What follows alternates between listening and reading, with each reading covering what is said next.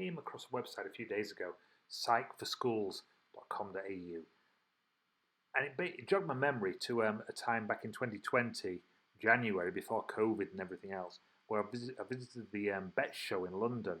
I was talking to a chap on the Apple stand. I was talking about different tools within Apple devices, which were fantastic and could really aid students with learning disabilities and difficulties in the classroom. Now, I want to talk about, with this in mind, I want to talk about a couple of these today. One being text to speech, and the other one being dictation speech. So, if I go to, across the bottom, if I go to the system preferences, and I type in here, now it depends which operating system you've got on your MacBook. But if I was to type in speech in the top here, it would highlight the things that are useful to me, and it will open this box. Now we've got a system which supports several different voices, including male and female voices, but I'm going to leave it on Kate because I think she's typically English.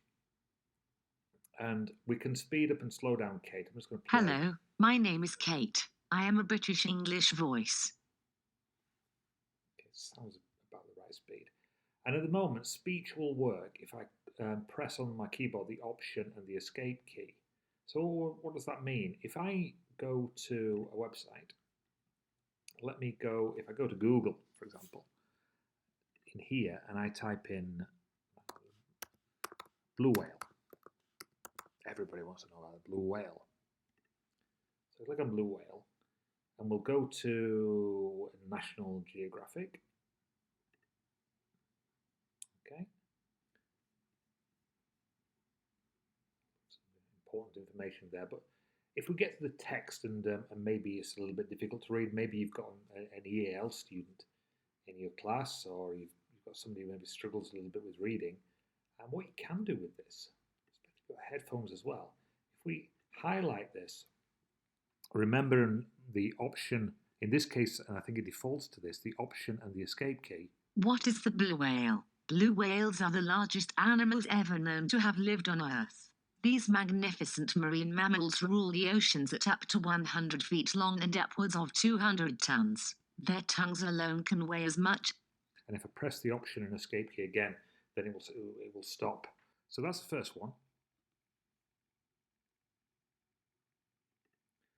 Okay, now if I go back into System Preferences, and this time I'm going to type in Dictation. So the Dictation dialog box appears.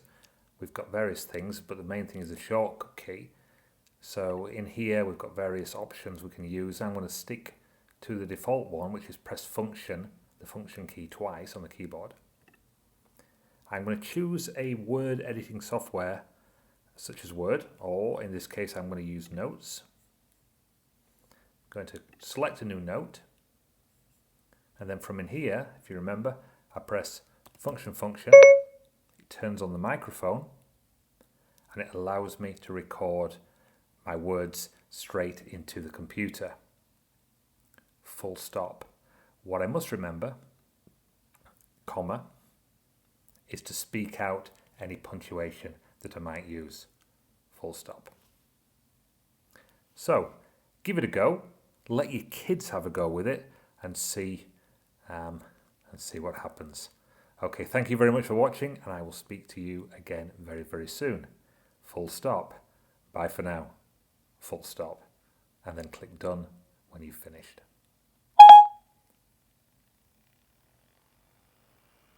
Okay, bye for now.